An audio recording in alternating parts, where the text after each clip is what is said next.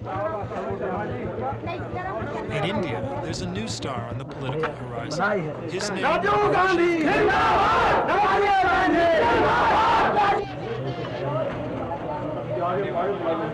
As the only son of India's Prime Minister, Rajiv Gandhi could hardly fail to make his mark.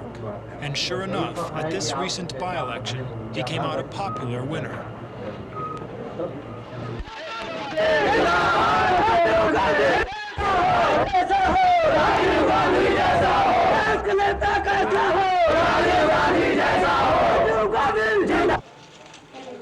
This was just one of several by-elections held throughout India. All of them were important because they were the first major test of strength that the new Congress administration has faced since it returned to power at the beginning of last year. In one sense, therefore, it was a vote of confidence in Mrs. Gandhi's first 18 months back at the helm. And it was a vote she won handsomely, despite some local difficulties. In one state, allegations of vote rigging seemed so well-founded that a second election had to be called. But there was no cloud over the victory here at Amethi in northern India. Rajiv Gandhi won by a landslide.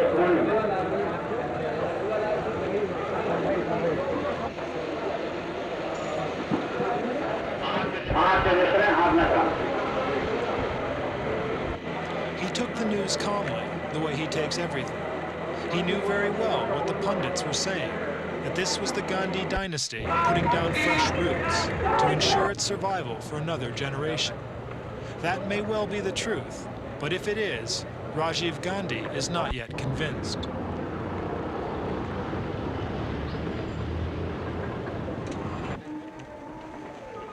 During his campaign, Rajiv naturally had the support of his mother. It was no more than she'd done for many other candidates in similar circumstances. But there's no doubt that for her, this was a very special fight.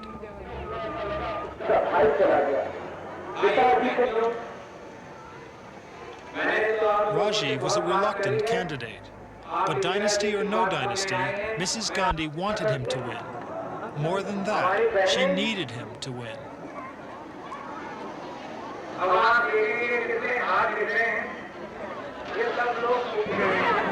Some reasons for this need are obvious. Mrs. Gandhi's no longer young. She's in her middle 60s, and she's already been rejected once by Indian voters. But there's another reason, for this isn't her first trip to Amethi. The first time she came, it was to support not Rajiv, but her other son, her younger son, Sanjay.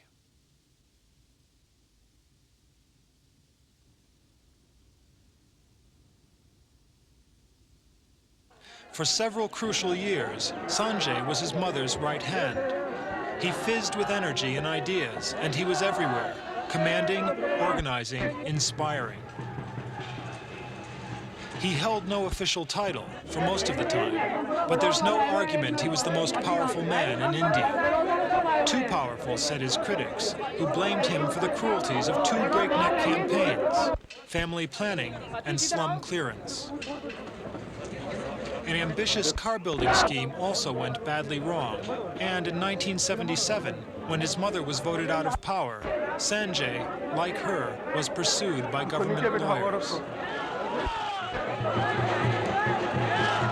At one point, Mrs. Gandhi's disgrace had seemed complete, but she was not to be written off. In 1980, she was back from the political wilderness, campaigning once again for the nation's top job.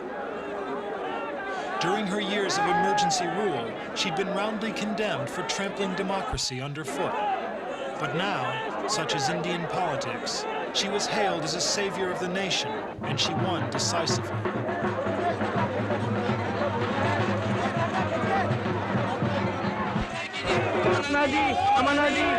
Back with her was Sanjay, impatient to get his hands once again on the levers of power. Only this time, he was able to do so not just as a Gandhi, but as a member of parliament for Amethi.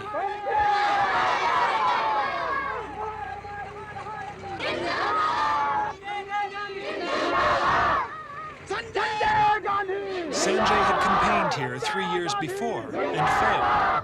This time, he walked among the poverty of Amethi and promised action back in Delhi.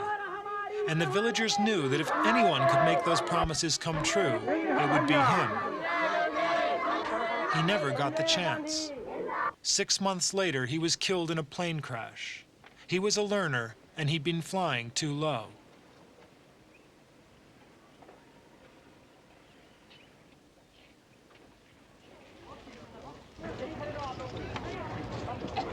Mrs. Gandhi was shattered. She'd lost, first and foremost, a dearly loved son. But she'd also lost her closest advisor, the one man in whom she'd had complete trust and confidence.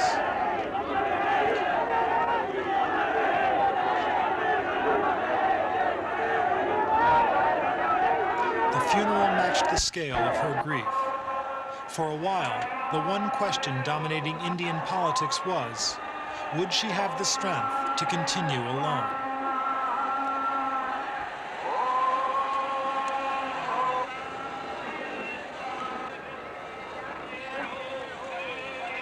Inevitably, there came a second question.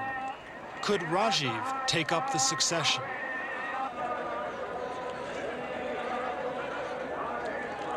It was an agonizing question, but there was no avoiding it. For Rajiv, it meant a complete reappraisal of his character and his career. His brother had been an amateur pilot, but Rajiv was a professional, flying jets for India's national airline. With an attractive wife and a firm commitment to family life, Rajiv had no desire to enter the hectic world of Indian politics.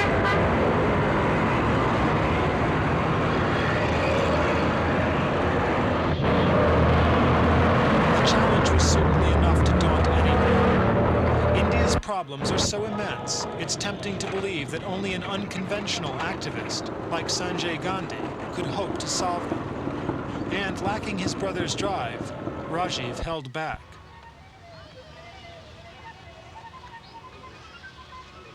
Political dynasties, though, cannot be ignored. Rajiv could never forget that he was the grandson of Nehru, shaper of modern India. What began as a clear refusal turned into a maybe. And last fall, he set up headquarters in Akbar Road, next to his mother's official bungalow. In May this year, he resigned his job, joined the Congress Party, and headed for Amethi.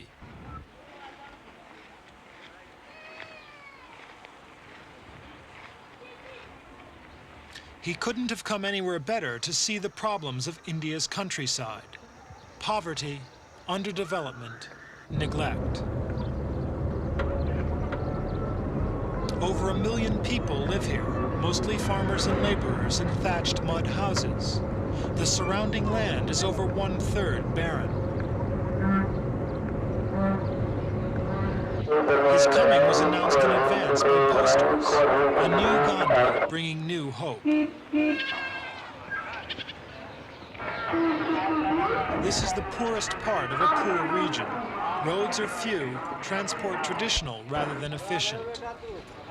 The people want improvements, hospitals, roads, wells, schools, electricity. After his election last year, Sanjay had promised them new industries, fertilizer, paper, even aeronautics. None of them have been built. All that's happened so far is this, the Sanjay Gandhi Memorial Hospital. The decision to build it was made last November by the ruling Congress administration. Critics claimed it was a cynical move, aimed at buying votes for the impending by-election. Whatever the motives, work has started on the first stage. By the time it's completed 2 years hence, Amethi will have 500 hospital beds. Cost to the government, nearly $4 million.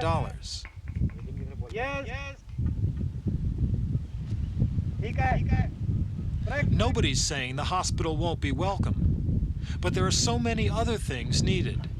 Basic things like electric power and irrigation. Government figures claim there's been progress, but farmers on the spot know better. So too does Rajiv, now that he's been and seen for himself. Here, we need everything. You must have seen how backward it is. There's need for just about anything. The most important are roads, irrigation, and reclaiming Usar land, arid alkaline land. Voting as they did, the local people clearly feel that Rajiv will be able to direct more government money their way. Certainly, the opposition parties here were swamped, their meetings poorly attended, compared with Rajiv's rallies.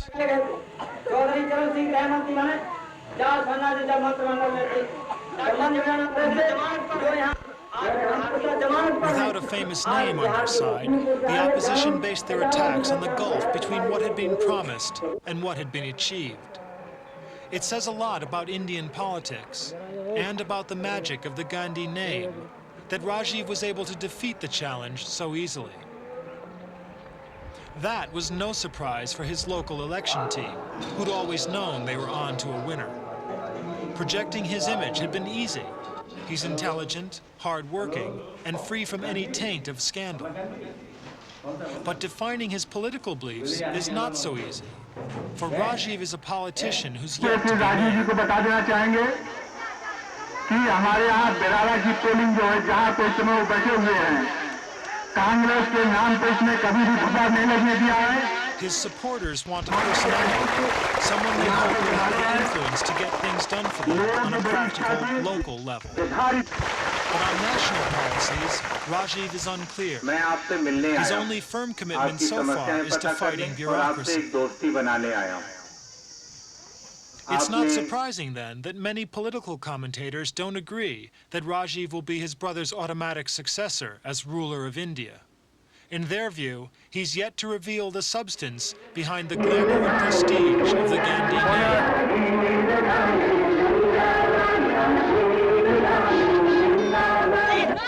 He's certainly not a natural politician.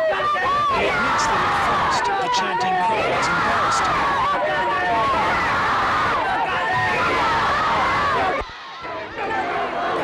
Victory in Amethi, Rajiv's now committed to the holy burden of Indian politics. He's a new brother,